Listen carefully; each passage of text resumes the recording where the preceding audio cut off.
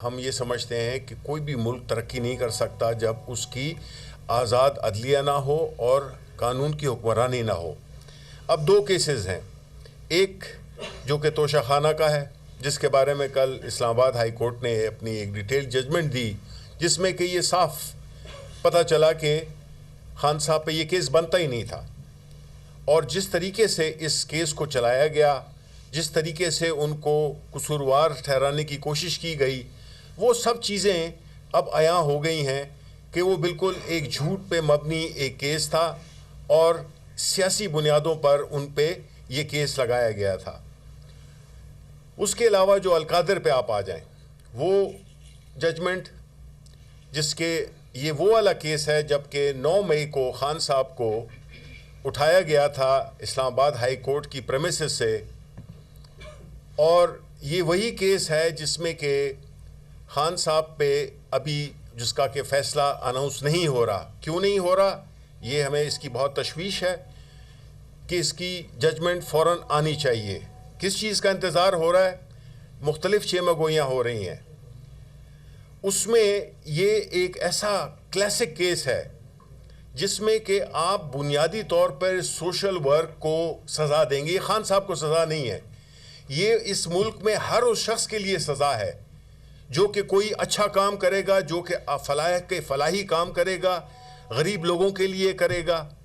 اور یہ کوئی پہلی دفعہ نہیں ہے۔ عمران خان کا یہ پوری زندگی کا ان کا وہ رہا ہے، جس میں کہ انہوں نے شوکت خانم اسپتال بنایا، جس میں انہوں نے نمل یونیورسٹی بنائی، جس میں انہوں نے یہ پھر تیسری اپنے دوران، اچھا یہ جب کر رہے تھے اس وقت وہ حکومت میں نہیں تھے، انہوں نے اپنی پاپولیرٹی کو، اپنے نام کو انکیش عوام کے لیے کیا، ان غریب لوگوں کے لیے کیا جو کہ لاکھوں روپے، کروڑوں روپے کا علاج کینسر جیسا موذی مرض سے نہیں کرا سکتے تھے۔ اس کے علاوہ یونیورسٹی بھی بنائی۔ تو یہ جو القادر یونیورسٹی تھی جس میں کہ خان صاحب اور بشرا بی بی ٹرسٹیز ہیں، جس میں کہ ایک پیسے کا یہ ثابت نہیں ہو سکا کہ ایک پیسہ بھی ان کو ملا ہو، نہ مل سکتا ہے، کیونکہ ٹرسٹ ایک ایسی چیز ہے جس میں کہ کوئی آپ کو کوئی فائدہ نہیں ہو سکتا۔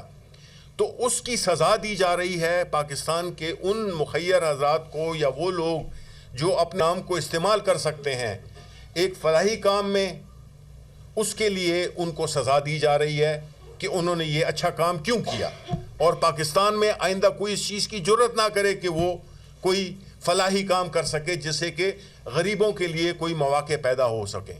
دیکھیں یہ چیزیں ہر جگہ ڈسکس ہوتی ہیں، تاریخ بڑی تلخ ہوتی ہے جب آپ اس طرح کے فیصلے، آپ اس طرح کے عدالتوں کو اس طرح سے فیصلے کرائیں گے، اور جس طرح سے ہو رہے ہیں، ڈیو پروسیس نہیں مل رہا۔ ہمارا جو المیہ ہے، ہم جو ڈیمانڈ کر رہے ہیں، جو بھی ہم نے گفتگو کی ہے، پاکستان تحریک انصاف کسی سے کوئی وہ نہیں مانگ رہی ہے کہ جی آپ ہمیں رعایت دیں، یا آپ ہمیں بغیر کسی چیز کے آپ ہمیں کوئی بھیک مانگ رہے ہیں کہ ہمیں آپ رہا کر دیں۔ ہم جو کہہ رہے ہیں کہ جو عدالتیں ہیں اس میں ہمیں ڈیو پروسیس ملنا چاہیے، جو طریقہ کار ہے مقدموں کو آگے لے جانے کا، ان کو مکمل کیا جائے۔ لیکن یہ نہیں ہو سکتا کہ آپ قانون کو ایک سائڈ پہ رکھیں اور طے یہ کر لیں کہ جی شخص کو سزا دینی ہے۔ اب کیسے کرنی ہے؟ چاہے آپ قانون، ضابطوں، ایتھکس، کوئی بھی چیز ہے اس پہ پھلانگتے ہوئے، اس کو رونتے ہوئے آپ جائیں گے، اور آپ جو ہے تو انصاف اس طرح سے دیں گے جس کو کہ انصاف کہنا بھی وہ ہے، گالی ہے۔ تو اس طرح جو ہے تو ملک نہیں اس میں استحکام آ سکتا۔ ملک کی سب سے بڑی سیاسی جماعت کا لیڈر، ملک کی سب سے بڑی سیاسی جماعت، اس کو آپ نے دیوار سے لگایا ہوا ہے۔ اور یہ جو جعلی حکومت ہے، انہوں نے کبھی یہ اڑان کا پروگرام دیتے ہیں، یہ سارا فراڈ ہے، بالکل فراڈ ہے، کیونکہ یہ وہی احسن اقبال ہے جس نے کہ وہ کبھی 2010 کا ویژن دیا، تو کبھی 2025 کا ویژن دیا، تو ابھی 2030 کا ویژن دے رہا ہے۔ ساری یہ کھوکھلے نعرے ہیں، یہ کھوکھلا پروگرام ہے جس کو کہ یہ دن رات آ کے اور ٹی وی پہ آ کے لوگوں کی آنکھوں میں دھول جھونک رہے ہیں۔ اکانومی بالکل ٹھیک نہیں ہے، گروتھ زیرو ہے، اور جو فائنانس منسٹر کل جو انہوں نے فائنانس کمیٹی میں کہا کہ جی وہ گروتھ کرنے نہیں دیں گے کیونکہ وہ نہیں سمجھتے ہیں کہ ہم ان کو سٹیبلائزیشن چاہیے۔ آپ کو زیرو گروتھ ہے، آپ جو ہے IMF کے پروگرام کو ایک طرف چل رہا ہے اور ایک انڈیپینڈنٹ آپ نے پروگرام چل رہی ہے. یہ صرف دھوکہ دینے کے لیے، یہ ہوگا نہیں ان سے، نہ یہ کر سکتے ہیں، کیونکہ جو زمینی حقائق ہیں وہ بالکل مختلف ہیں. لوگ مہنگائی سے ان کی کمر ٹوٹ گئی ہے. مہنگائی نے ہر چیز کو بالکل پاکستان میں، وہ غریب لوگوں کو، مڈل کلاس لوگوں کو، کتنے لوگ ہیں جو کہ پاورٹی میں چلے گئے ہیں. اسی طرح ہم یہ سمجھتے ہیں کہ یہ ساری چیزیں جڑی ہوئی ہیں، معیشت جڑی ہوئی ہے سیاسی استحکام سے. سیاسی استحکام کیسے آئے گا؟ جب انصاف ہوگا اور آپ ایسے سیاسی مقدمات بنا کر، اور ایک پاکستان کی سب سے بڑی سیاسی جماعت کو آپ نہیں ختم کر سکتے ہیں. لوگوں کے دلوں سے کوئی نہیں نکال سکتا عمران خان کو. تو یہ ساری چیزیں سمجھنی چاہیے، اور حکومت کو چاہیے کہ وہ ایک قبضہ کیا ہوا ہے اس نے، وہ اس قسم کے اس کو عوام کی پذیرائی حاصل نہیں ہے. 2-3-4 مہینوں کی یہ مہمان حکومت ہے.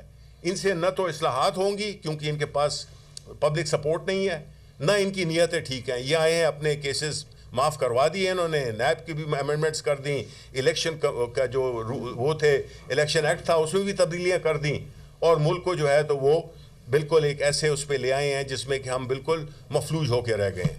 بہت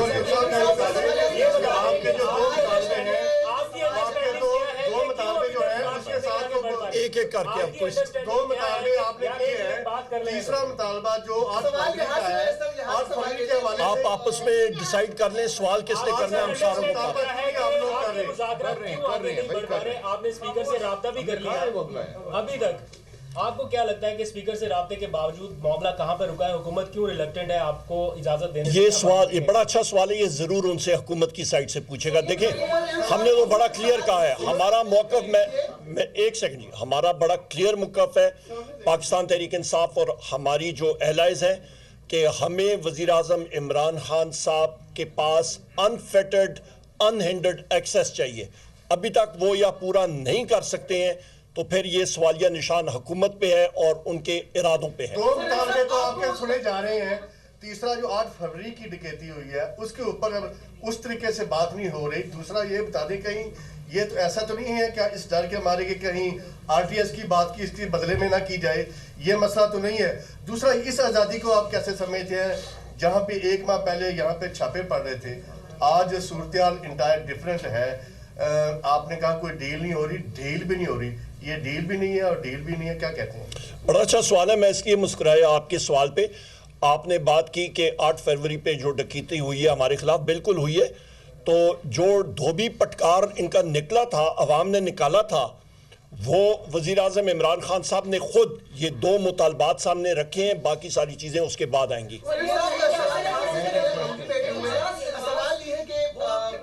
ایک سوال شبلی فراز صاحب سے ہے، شیراز میں، نام میں سپاہی نیوز سے ہوں.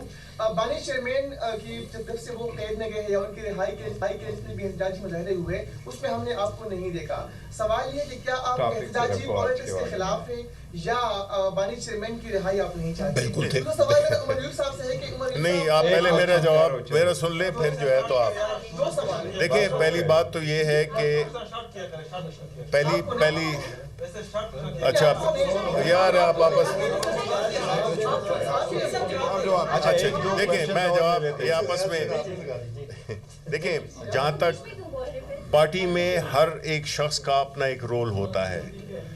کچھ لوگ ہوتے ہیں جو کہ احتجاج میں شامل ہوتے ہیں، کچھ لوگ وہ ہوتے ہیں جو کہ مختلف قسم کی اپنی رسپانسبلٹیز کو پورا کرتے ہیں. میری لیڈرشپ، قائد عمران خان وہ مطمئن ہے کہ جو بھی میرا رول ہے، حالانکہ یہاں پہ ذاتی سوال نہیں ہونا چاہیے، یہ ہم ایک بڑی اہم باتیں کر رہے ہیں اور ہم جو ہے تو اس میں یہ ہماری پارٹی کا انٹرنل چیزیں ہو سکتی ہیں. تو ہم یہ سمجھتے ہیں کہ جو بھی ہو رہا ہے یہ احتجاج، پاکستان تحریک انصاف عدالتی جنگ میں یقین رکھتی ہے جو کہ ہم لڑ رہے ہیں.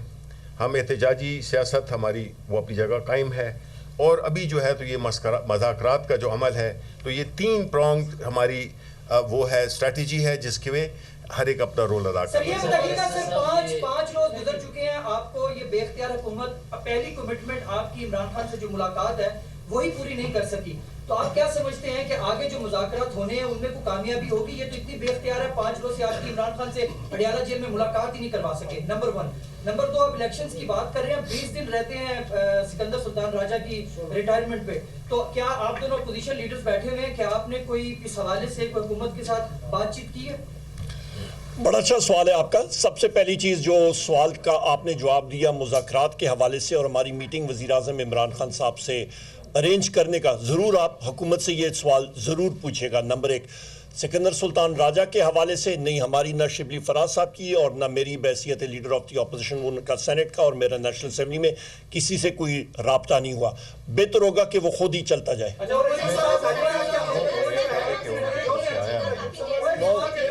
مجھے یہ بتائیے گا, آپ نے بیچ میں ایک پریس کانفرنس کے دوران کہا تھا کہ ہم چاہتے ہیں کہ فری اینڈ فیئر الیکشن ہو تبھی ماحول بہتر ہو. کیا آپ نئے الیکشن کا مطالبہ کر رہے ہیں؟ اور دوسرا, تحریری مطالبات پیش کرنے میں حرج کیا ہے, ذرا تفصیل سے بتائیے گا. بڑا اچھا سوال ہے جی آپ کا. سب سے پہلی چیز ٹکا خان صاحب یہ ہے کہ جناب کہ فری اینڈ فیئر الیکشن دیکھیں, ملک میں جس وقت افراتفری ہوتی ہے, جس وقت یہ سارے مسائل ہوتے ہیں, تو اس ماحول میں صرف ایک مضبوط اور وہ لیڈرشپ ملک کو اس جھنجھٹ سے نکال سکتی ہے جس کے اوپر عوام کا اعتماد ہوتا ہے.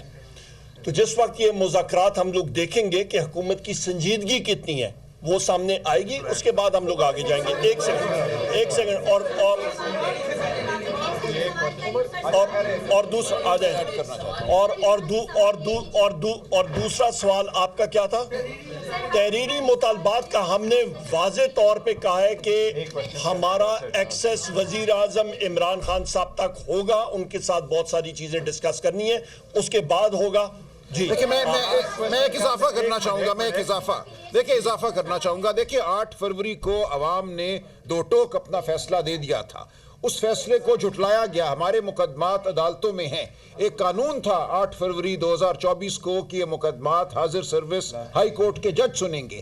اس حکومت نے, اس پارلیمان نے جو فارم 47 کی بنیاد پہ آئی, آتے ہی قانون کو تبدیل کر دیا اور یہ کہا کہ الیکشن کمیشن اپنی مرضی سے ریٹائرڈ جج لگائے گا جو مقدمات سنیں گے. یہ وہ پہلی بدنیتی تھی جس سے پوری بات واضح ہو گئی کہ یہ نہیں چاہتے کہ اس ملک میں جمہوریت ہو. اب ہمارے مقدمے عدالتوں میں لٹکے ہوئے ہیں. ہمیں کوئی طریقہ نظر نہیں آ رہا کہ ان کو آگے ہم کیسے بڑھائیں, کیونکہ انہوں نے یہ مقدمے ان لوگوں کو دے دیے ہیں جو ان کے اپنے چنے ہوئے لوگ ہیں. اس لیے عمر صاحب یہ کہہ رہے ہیں کہ اگر ہم نے آگے بڑھنا ہے اور جلدی آگے بڑھنا ہے تو ہمیں ایک شفاف الیکشن کرانا ہوگا, ورنہ ہم بالکل سمجھتے ہیں کہ 8 فروری کا مینڈیٹ ہمارا ہے. سوال لے لیجیے گا کہ آپ لوگ مذاکرات کی بات کریں. آپ نے کہا کہ بہت عرصے بعد پاکستان تحریک انصاف مذاکرات کے لیے تیار ہو گئی, تو حکومت کی جانب سے صاف الفاظ میں یہ کہا گیا ہے کہ جو آپ کے مطالبات ہیں وہ آپ تحریری طور پر ان کو جمع کرائیں. تو کیوں یہ لچک نہیں دکھائی جا رہی؟ عرض کر دیا نا, کوئی مسئلہ ہی نہیں, 2 جملے ہیں.